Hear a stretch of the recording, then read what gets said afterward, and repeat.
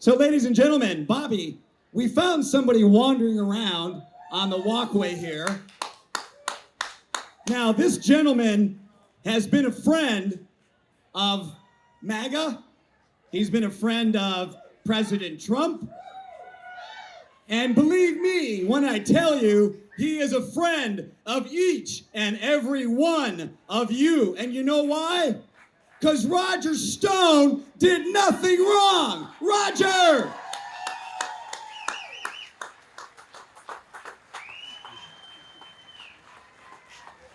Thank you very much.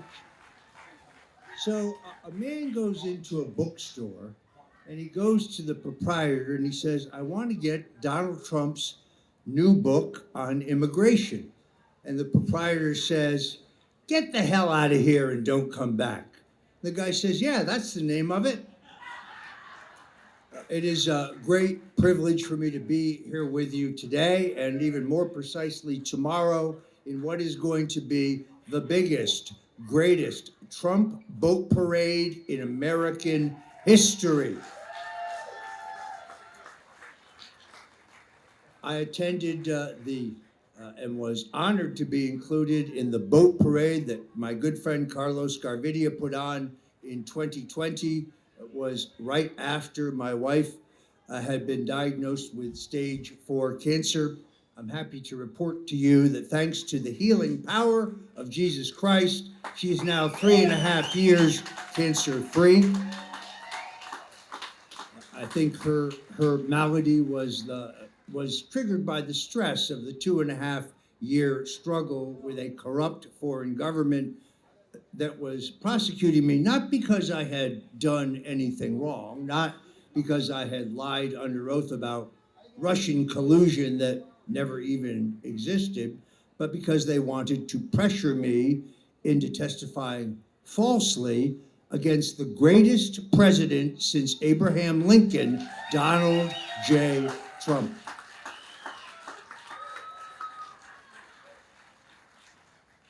I don't think, unless you know him, you can really appreciate how tough Donald Trump is. Yes, he's got a friendly, funny, easygoing exterior. If he hadn't been in real estate or American politics, I think he could have been a stand-up comedian. He's that funny. But look, I worked for former President Richard Nixon. As many of you know, he gave me my start. I have a tattoo of Nixon on my back about the size of a grapefruit right between my shoulders. Means I'm the only guy you know with a dick on the front and the back. But it's there as a reminder, because Nixon's story is a story of persistence. It's a story of resilience. It's an American story. He was a very tough guy. I worked for Senator Bob Dole for 2 years in the Senate. He would have been a great president. At age 91, during the 2016 election, he insisted on being driven around Kansas and Nebraska to campaign for the Trump ticket, while the Bushes headed for the tall grass. It was an honor to work for him, but neither one of them is as tough as Donald Trump.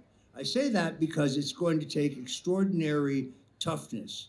Now that the president has a little more Washington experience and he understands exactly how it works, and he understands exactly who the good guys and the bad guys are, we could be looking forward to an age of reform, an age of prosperity, an age of peace, an age of safety in terms of our neighborhoods and our communities like America has never seen. Indeed, we are on the cusp of a second American revolution to bring this country back.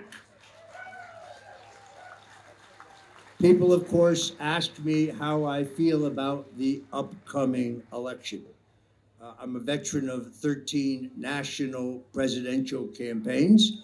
I study the polls religiously.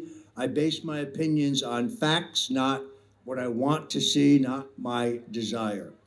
Yes, I think the race is close. It shouldn't be close because our opponent has no substance and no qualifications. And it's amazing that the party that's constantly whining about democracy, there was no democracy whatsoever in her selection as the Democrat nominee. She is the candidate of the bosses. She's the candidate of Obama and Nancy Pelosi and Chuck Schumer and Hakeem Jeffries and the Democratic machine, because they recognize that, well, Joe was around the bend. I notice now that Joe's not too happy about being pushed out. So when he was seen wearing a Trump hat, when he was seen posing with those kids wearing Trump t-shirts, when he rushed to the White House press office, room, first time he's ever been there during his presidency, that was to beat Kamala to the punch in announcing that he, Joe Biden, had settled the longshoremen's strike. She had nothing to do with it. And now we know that President Biden is working with Governor DeSantis to deal with the hurricane-related issues here, something Kamala Harris has nothing to do with. So there are divisions in their party, where our party is more united than it's ever been. But there's something much bigger and more important going on here. It is a national political realignment. You see, the old Democrat Party, the party of John F. Kennedy, the party of Harry Truman, the party that was anti-communist, the party that believed in capitalism and free enterprise, the party that believed in a strong national defense, the party that believed in sound money. That party no longer exists. The expression moderate Democrat is not an oxymoron, it's a contradiction. We have a realignment now in which common sense Democrats and independents, like Robert F. Kennedy Jr., like Tulsi Gabbard, like Rod Blagojevich, they're supporting Donald Trump. And they're supporting him for three huge reasons. Number one, this nomination, this administration has us on the cusp of World War III in two different theaters of the world. Yes, Donald Trump is the peace candidate. Yes, I've known him 45 years. When he tells you he can solve the issues in the Middle East and between Russia and Ukraine, you can take that to the bank. Secondarily, the Kennedy Democrats and the Tulsi Gabbard independents, they agree with us when it comes to the fundamental question of the issue of free speech. Yeah, folks, you can find me on X, used to be known as Twitter. I'm Roger J. Stone Jr., Roger J. Stone Jr. I invite you to follow me there. Don't look for me on Facebook, folks. I'm banned for life. Don't look for me on Instagram. I'm banned for life. Don't look for me on TikTok. I'm banned for life, although in that case it's good because I don't want the communist Chinese to know everything that's in my cell phone. We have a realignment. Those who favor war, the Cheneys, the McCains, the little Adam Kinzingers, they can go with Kamala. That doesn't win them any votes.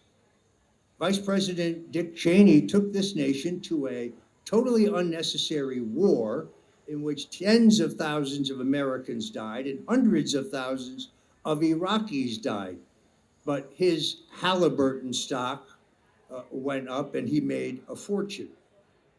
So they are the party of war. They're the party of censorship. They are the party of authoritarianism. We are the new Republican Party. Under Donald Trump, we've become the party of working class Americans. We become the party of common sense. When Donald Trump was elected in 2016, they said, oh, there's going to be a stock market crash, there's going to be World War III. No, he gave us the most robust economy in our history.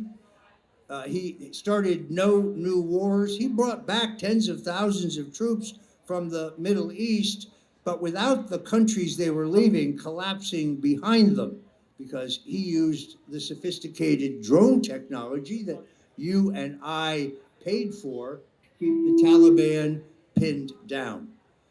I trust one man to save this country, and folks, he is on his way back. But no one here in Florida should take this election for granted. There are constitutional amendments on the ballot that are designed to bring out more Democrats or Democrat-leaning voters, and that is a concern. But the greatest concern is overconfidence. Oh, I live in Florida. It's in the bag. Nothing is in the bag. Nothing is done until they declare him the winner in the Sunshine State. So every single individual here needs to recognize that. Go through your own phone list. Go through your own Christmas card list. There are people you know, people in your family, people who are in your circle who may not be planning to vote. They need to vote. If everybody votes, we'll be headed to one of the greatest victories in American political history, and Donald Trump will make this country great again. God bless you. Stone. Thank you, Roger Stone. Thank you, Roger. Roger.